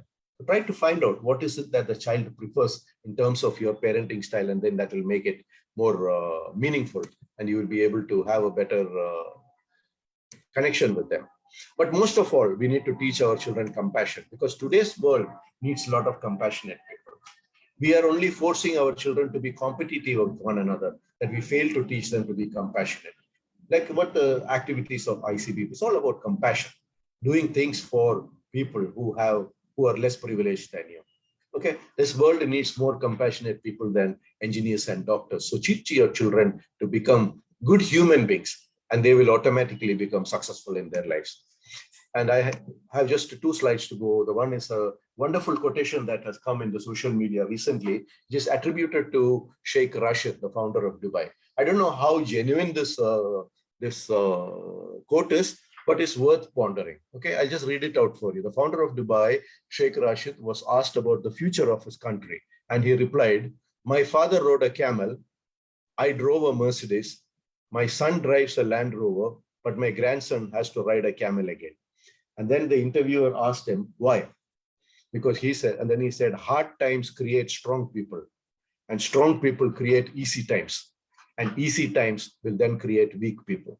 So we are going through what we call as an easy time now. We have everything at the tip of our fingers. If you get into your mobile phone or your laptops, you can order things that will come home, home delivery, home this, easy that, easy this. The life has become very easy. And this is going to lead to creating weak individuals. So we don't want to have people who are weak, right? We want to create a generation that is strong to face the challenges of the future. And they say that weak people will create hard times. And many won't understand, but we need to grow warriors and not parasites. This is his words. The same thing when you give free everything to your child who sleeps all the day, you will raise a loser at home and not a person who's going to be successful. So we need to be able to manage our children and develop the 4 Qs that we spoke about today. The AQ, which I put right up in the front, which is the adversity quotient. The EQ, which is the emotional quotient, the SQ, which is the social quotient, and of course, important but not the most important, the IQ, which is the intelligence quotient. So once we have a balance among all these 4 Qs, we will definitely have children who are successful in life. On your screen, you have all my channels, all my communication possibility. You can connect with me either on my website or through my Facebook page, which is Coach Rajeev. My YouTube channel, which I mentioned, which has lots and lots of wonderful videos for all age groups, not just related to motivational stuff and development stuff. There's also information there related to management. There's information related to children. You name it, you find a lot of information there. Once you go there, please click the subscribe button so that you will know when the next video is posted. So you can go and be one of the first to see it. I'm also on Instagram. I had to catch up on Instagram because a lot of my friends who are the younger generation, because I do a lot of work for the younger generation. I deal with teenagers and young adults. So they're all on Instagram and other social media. They've left Facebook a long time ago. Okay, some of us adults are still stuck with Facebook. So they've moved on. So I had to catch up with them. So I'm on Instagram as well, and I'm on Twitter also, not that active, but still there. And then I do have a weekly podcast, which is about 5 minutes of motivational messages that are posted on a weekly basis. And that's available on Weekly Bites of Motivation with Coach Rajeev Thomas. If you just Google it up, you will find it. In fact, my mobile number is given over there, 974-5584-2270. This is a Qatar number, and I'm on WhatsApp on that. So any of you listening today, if you have things you want to connect with me on, which you are not able to discuss during this session for whatever reason, you want to clarify things, you want to discuss about challenges your children may be having, about problems you may be having, interpersonal problems in your families, job-related problems, career-related things, you want to know something about how to develop the future for your family, whatever it may be, feel free to reach out to me. I'll be happy to support you in whatever way possible. So that's my WhatsApp number, and my email address is also given there, coachrajeevthomas@gmail.com. Yeah, I would suggest you take a screenshot of the slide now, because then you will have my contacts with you without the need to write it down, without the need to note it down, without the need to by heart it and use your intelligence quotient. You can take a simple screenshot of the slide and you will have all my information and you can connect with me. But before I wrap up, I'd like to tell you, just recently I published a book called Let's Move Mountains. Okay, it's a very motivational book. It's around only 90 pages. It's very easy reading. You can read it in 2 days' time, but it gives a lot of information based on one of the workshops that I conducted also on how to move forward if you have certain challenges in life. And it gives you tools, techniques, tips on how you can actually do it. It's available on rajivsbooks.in. That's my website also. All my other books are also there. In fact, I have I hold 2 Limca records for a previous published book of mine. So this is my latest book, which was published about a week ago. And I will be coming to Qatar in 2 days' time. So if any of you want to connect with me, please feel free to contact ICBF. They can organize it for me. Or if you want to connect with me directly, I'm available. You can always connect with me and speak with me, meet me. I will be there for a couple of weeks. And I'm bringing a lot of copies of this book with me as well. So if you want to pre-order some copies of this book, just let me know. It costs only 10 riyals, not even the price of a chicken burger these days. So you can easily get a lot of information that you can have in there. And while they introduced me, they spoke about Hope Qatar, which is a center for the differently abled children who have special needs that we started in Qatar about 16 years ago, because my own son, my eldest son, has special needs. And we started the center for him. It runs as on a non-profitable basis. And it's got about 60, 70 children at present. We are hitting 100 very shortly. And we are available in Qatar as well. So if you know, and we offer a lot of programs in that center also for children who have certain issues. They may be going to regular schools, but they may be having behavioral issues, attention deficit issues, problems with memory, problems with interpersonal relationships. Things like that can all be handled. And there is no challenge that you cannot handle in life. So this center actually provides a lot of support to children who are going to regular schools also. And if you have any such requirements, please feel free to reach out. Otherwise, also it's a very great center to connect with, because we are in the area of developing the skills of differently abled children, and that's a very genuine cause that we are doing as well. So as I mentioned earlier, please take a screenshot of this screen, so you have all my contacts over there. And if you want to invite me for other sessions, for your own groups, for your own associations, because I know in Qatar we have lots under the umbrella of ICC itself. You have hundreds of organizations. So if you want me to talk to any of your groups, because it's a mission in my life. Okay, and I'm not doing this for money. I'm doing it as a gesture that to give back to the community. The world has given me lots of things, good and bad. I want to give back to the world. I go around the world wherever they invite me. A lot of places in India also, north, south, wherever they invite me, I go talk to people. And if you have sessions you want me to organize, please feel free to reach out to me. And before I wrap up, I want to say thank you once again to the organizers, to Mr. Ziad and group, Samir and group, and all those who introduced me today. I don't know your names personally, but thanks a lot for giving me this platform to speak to about 60 people who are watching at present. I hope that at least it has triggered certain thoughts in your mind. It has triggered certain emotions in you. Some of you may not be very comfortable with what I spoke, but that's exactly the purpose. Okay, because when you're not comfortable, you start thinking differently. So I hope that I was able to bring about some positive change in each one of you, and you have added to my mission of reaching out to 1 million people before my candle is blown out. Thank you very much once again, and I hand you back to the organizers, and we can take question and answers if there are any. Thank you so much, Dr. Rajeev. We feel that was an extremely informative and highly useful session. And as you said, it gives it was a torch, I could say, for once again lighting up the thoughts of people. Because with this session, I remind the parents, as Dr. Rajeev said, to allow our children to fail. Trust me, they will surprise us. It's okay to fail. It makes them tougher. Don't give them a Porsche and a smooth road to drive them to their dooms. Let them walk. I could relate to what Dr. Rajeev said just today, if I may. A few weeks back, I was very upset when I reached home, when my wife said, Junaina, which is my third daughter, is not back yet from her friend's place. I pulled my car out and we went right out to her friend's house.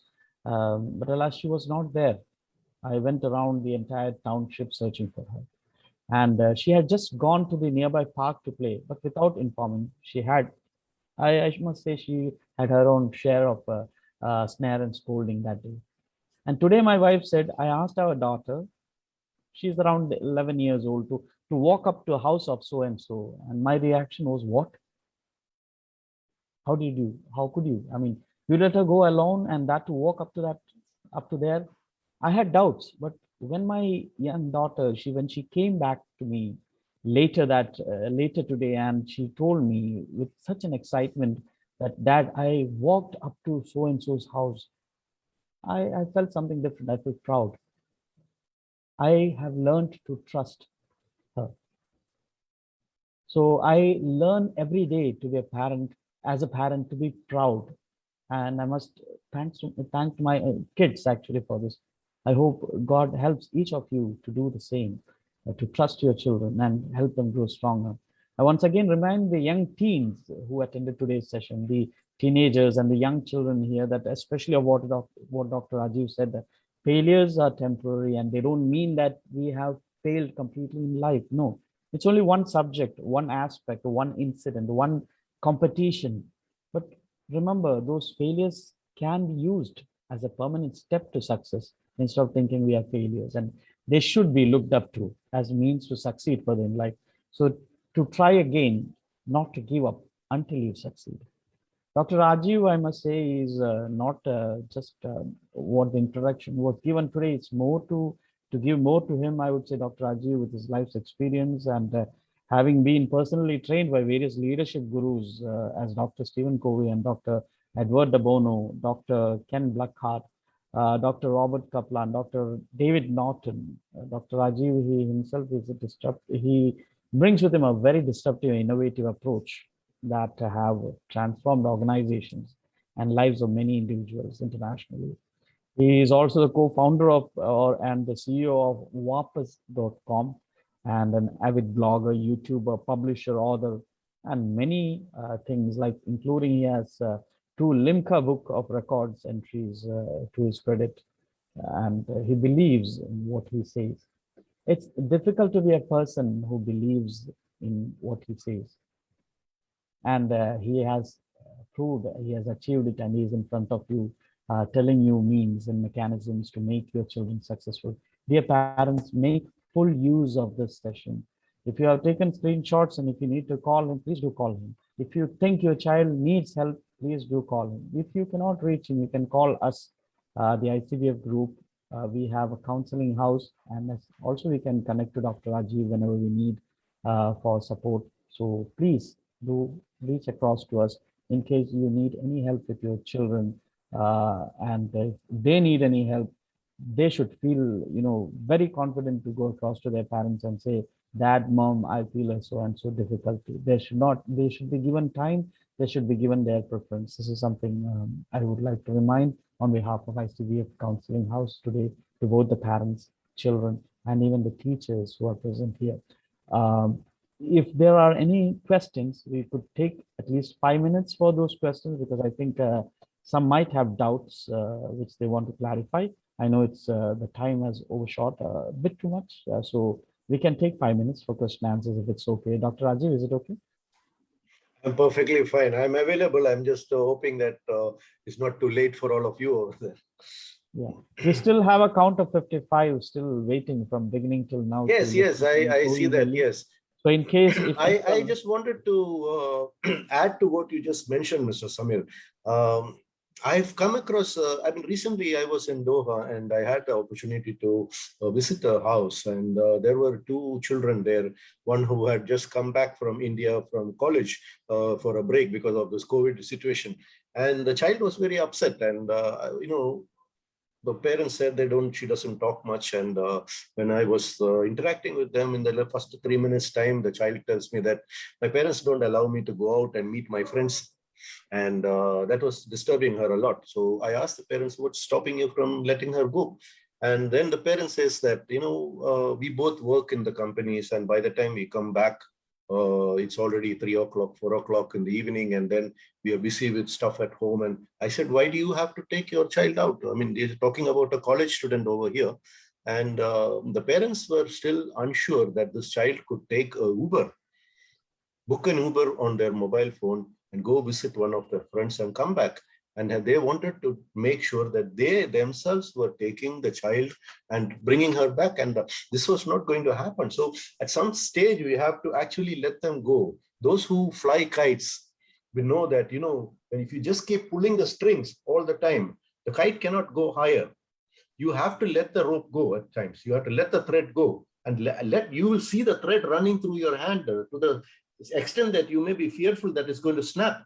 But what's actually happening is that the wind is allowing the kite to soar higher and higher and go into greater heights. So as parents, we have to let that string out of our hand, hold it, but let it run. So please, questions. Somebody wanted to ask a question. If you could just raise your hand, I could unmute you. Is there anyone who wishes to ask a question? You can just raise your hand. There is a, if you could see, there is an emoticon of reaction which you can click and you can raise your hand there. Then we know exactly if you want to ask a question. There is one question that came in the chat box. There's a question that came in the chat box: how to handle overpressure from education. Okay, now I'm wondering if this question came from a parent or from a child. I would love to know whether you're a parent or a student, because I can answer it according to that. So can you just type just below your question, you're a parent. Okay, excellent. Right. So I think the pressure is not from education. The pressure is from us. Okay, so this environment will always bring pressure. The educational system is built, especially the CBSE. I'm not blaming the CBSE. I have a lot of good friends in CBSE today, but the system is built in such a way that it focuses on the IQ of the individual. And this is what we started the session with. So everything is about marks. Everything is about completing stuff on time. Everything is about competing against one another, irrespective of whether you have the core competencies to do it or not. Okay, so we need to understand that there are maybe two parts to it. One, what is happening to the child, and the other part is what is happening in the child. Okay, so what is happening to the child is something that we can easily control, and parents have a major role to play in it. You need to open communications with the child, sit with them, understand their problem, and explain to them that we only want to make sure that you are doing your best. It doesn't matter whether you didn't score 70% or 80%. And nowadays it's fearsome. I see results of 99.9, 99.8, 99.7, and that is the rank rate over there. I mean, during my educational time, I never even used to cross the 70%. I was lucky if I could make 60%. And today I am standing in front of all of you, talking about things in life. I'm sharing my experience to people. It is a simple example that there is no need to pressurize me with all that educational stuff, because even without all that, we can be successful in life. So the most important thing to overcome the pressure on education is to take the pressure off. Okay, it's like the pressure cooker, as I mentioned earlier. The weight is on top. It is still adding pressure. Take the weight off. The moment you take the weight off, all that pressure will be released. Let the child know it's okay, even if they did not succeed in that class. Take the pressure off. Otherwise, you know, some children are going through a lot of mental and emotional pressure these days. They are unable to do anything in life. You don't want to have a child who's lost his emotional balance. You want to have a child, you don't want to have a child who's lost their mental balance. Okay, imagine you press the child so much to the extent that the child goes into some kind of a, you know, I don't want to use words which the smaller kids are sitting over here, but they go into all kinds of problems that you will find difficult to fix eventually. So let them know it's okay. You didn't do well in maths, fine. You didn't do well in science, it's okay. But as long as you tried your best, and I don't accept a child coming back and telling me that I don't want to study, I don't want to. No, you have to do your part. You don't want to study. Why you don't want to study? Try to investigate, because there may be situations in the school that are making the child hate going to school, in which case we have to address those situations. So we need to understand a little bit more, analyze a little bit more, but the most important thing is to take the pressure top off completely. You have to tell the child it's okay, because today the world is not filled with, you know, you come across YouTubers who are just taking videos and posting it on YouTube. They're sitting at home and making $1 lakh or 2 every month, doing nothing but taking videos and posting it over there. So there are many options of making money these days. There are children who come up with a bright idea, and suddenly an angel investor comes and puts a plenty of money in them. They start their own business and they become a businessman overnight. Then they can catch up on education later. There are open schools available. There are so many courses available to catch up and fill on the educational part. It is not necessary that after 7th standard, the child must do 8th and then 9th and 10th and 11th and 12th and then go into college. No, if you missed a year, it's fine. Do that year, next year if possible. You still can't catch up, fine, drop out and study properly, do your own private programs, get it back into the mainstream. Even today, open schooling is accepted in engineering schools. It's accepted in IITs, it's accepted in IIMs, it's accepted everywhere. So there are so many options available, which we never had during our times today. So the main option or the main thing there is take that pressure off and let the child know that it's okay, even if they didn't do very well, but they must do their best. Okay, I hope I have answered this. And if I haven't, please feel free to connect with me or with the ICBF counseling house, and they will help you out on this one as well. Great. Some of them wishes to know where they can get your book, actually. So you can tell them. A couple of parents have asked where you can get the book, sir. Please send me a WhatsApp message and I will bring you the book. I'm coming to Qatar tomorrow. I'm flying into Qatar. I'll bring you the book myself. You can always order it on Amazon. You can order it on my website. If you're in India, that's the best way to do it. But if you are based in Qatar, I'm bringing a few copies and about 20 copies. So if you want to book one, please feel free to WhatsApp me with your name, your contact number, and that fact that you want a book. I will be able to make sure we connect and pass on one to you. Yeah. I think that we have reached the time max which we could consume for today. Absolutely. And it has been an absolutely brilliant session, Dr. Rajeev. I have no words for it. And I thank you for giving us this precious session and your valuable time. And all these parents who have been, and children who have been so eagerly and so with so much of excitement sitting and listening to this entire session and learning what it can do for them, how they can be benefited. It's something amazing I'm seeing. So really, this has been a wonderful experience. Thank you so much for the session. I would ask our friend Hamzas if we can now go offline and we can sign off from today's session. Hamzas, can we go offline, please? Okay. 1 second. Thank you.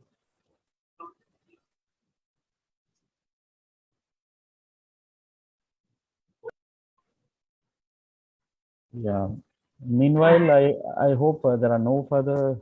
If you have any further questions, any other things that you would like to know, as the doctor said, you can always contact him directly, or you can contact ICBF. The addresses were given earlier, and my number is 33831315. So in case any of you need an assistance, please feel free to give a call. We are always there as much as possible to support you. And there was a parent who's asked the same question a few times. What is the book about? I didn't want to talk too much about the book, but it's basically the title itself says, "Let's Move Mountains." We face mountains in our life, which are basically a metaphor for problems that we face. So behind the smiling faces on the social media channels these days, there is lots of aching hearts that feel that, if I wish that some of the problems in my life would actually move away. So it's about such problems. It's about the challenges that people face and what can we do and what steps can we do. And there's a lot of tools and techniques even in there about how to overcome these challenges. So that's basically what the book is about. And you can read more about it if you go to that website that I mentioned, rajivsbooks.in, which I hope you have taken the screenshot. So you will get all the details there. Yeah. So I think, yeah. If there are no more questions here, we could yeah. Right. Thank you, everybody. Good night and God bless you and take care. And I look forward to connecting with each one of you. Bye-bye. Thank you, sir. Thank you, sir. Thank you so much for the Thank you, sir. You're welcome. You're welcome. Would anyone like to say thank you to Doctor, because he has been with you all this time? Thank you in the chat boxes. Yes, I feel the love. I feel Yes, the sir. love. Thank you, sir. We can Thank you unmute very all much. of them Thank on you. this. We can unmute all of them. Thank you very much. My phone number, somebody asked phone number. It was there on that screenshot. I hope you have taken it. It's 55842270. Thank you, sir. Okay, Thank you, there sir. will be a recording of this Thank you, posted sir. on the ICBF website. Thank you. Take care. Thank you, sir. Thank you, sir. Bye. Bye. Yes, sir. Thank you so much. Yes, sir. Good Bye, night. sir. Thank you, sir. Thank you, sir. Bye, sir. Have a nice Take day, sir. care. Thank you, sir. Thank you, Joshua. 5584. Thank you, sir. Bye. Can you repeat that number? 5584? 5584 2270. Thank you very much. 5584 2270.